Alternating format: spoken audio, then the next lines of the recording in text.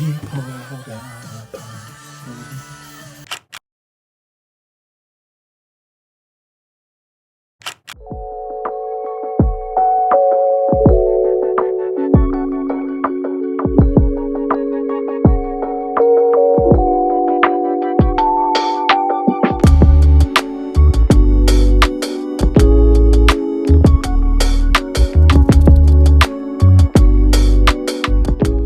piano for me has always been something really in my life, like in and out of my life, really over the last 20 years. I think I started playing the piano when I was 8 or 9, and for me, it became something I really enjoyed, and I kind of got onto it quickly. In fact, I still have like my old scale sheets, yeah, that I used to play, and for a while I got pretty good.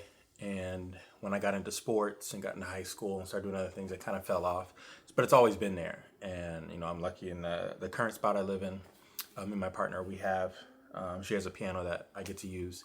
And it's been a goal of mine this year to do 30 minutes a day, 3 to 5 days a week, just practicing my scales. And, trying to bring that new skill or bring an old skill, back up to a new skill. Another thing I've been doing is really focusing in on like one particular sound of music and knowing it well, knowing the chords, knowing all the different notes and intricacies of it allows you to kind of build your musical talents around a certain sound and genre. And I think it's fitting for me that I do hymns and gospel songs. So I have this book from a long time ago that has just a bunch of old hymns, Amazing Grace, Because He Lives, The Old Rugged Cross, O Zion Haste. Like these were all songs that I sang growing up and learned how to play a little bit. And, you have your views on religion and the church and whatever and what have you. But for me, it's just really cool to be able to turn to these songs for inspiration or just thought, and just to kind of pair that with the difficulties and the struggles that we really face in the world. To have these hymns as those anchor for me, and being able to play them on the piano is kind of the gist for me. That's why I'm kind of doing it that way. So I'm excited to do that.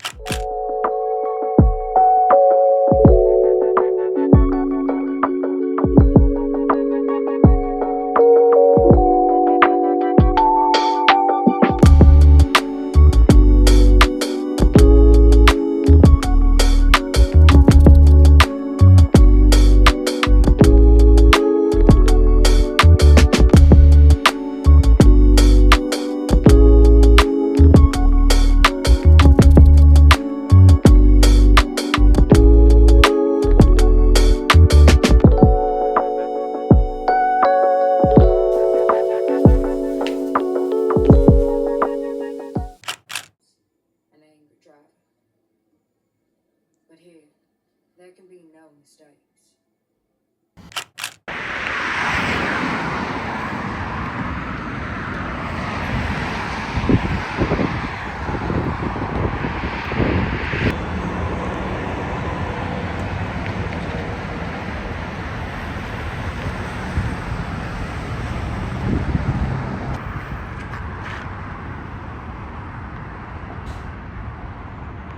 Mary Oliver's poem, Thirst, starts with another morning, and I wake with a thirst I do not have.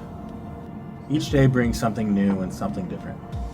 I found myself calling my pursuit in this life the striving, which is very reminiscent of W.E. Du Bois, who talked about striving for a kind of good and wholeness in life that I'm constantly pursuing. Mary Oliver also starts another poem more commonly known, Wild Geese, with "You do not have to be good." The pursuit for me is not about perfection, but perseverance. I hear Anita Baker's "Through the Fire" when I think of surviving pain and pushing through to your goals. My understanding of language as the building block for the structures of society is also connected to the way that I build daily habits. Annie Dillard said when asked, "How do you want to spend your life?" she answered, "How do you want to spend your days?" Routines, practices, and even further liturgies are all the building blocks of my life. We build our societies around rules, laws, and procedures. I build my life around habits. One example you saw of that is in this video during my workout. I don't just do it for aesthetics, though they matter, but I do it for purpose and intention. I aim to build myself and put together the pieces of bricks of the day that eventually amount to my life. Anne Lamott said that writers develop their writing bird by bird. Dillard references doing this brick by brick, habit by habit, day by day. I'm in the middle of a hard workout or a tough day. I think about the times when I won't be able to do any of this I'm doing now, because of my age, or maybe just because of time passing to some degree. So when it's difficult, I love that it's happening. There's a Stoic principle there too called amor fati, which translates loosely to love of fate. At the worst and at the best, love what's happened to you because it was supposed to happen, and it's all you have. I don't know, the hardest part for me has always been trying to navigate feeling connected to the world, feeling a part of the world, but still trying to be myself and feel different, feel separate about those things. It's made me strive for different things maybe that the everyday person isn't striving for, but I still want to be a part of the everyday people. There's a song I love by Sly and the Family Stone called Everyday People, and in the lyrics of the song, it's celebrating the differences that people have and all the various things that make who they are and how important they are and how different and unique they are.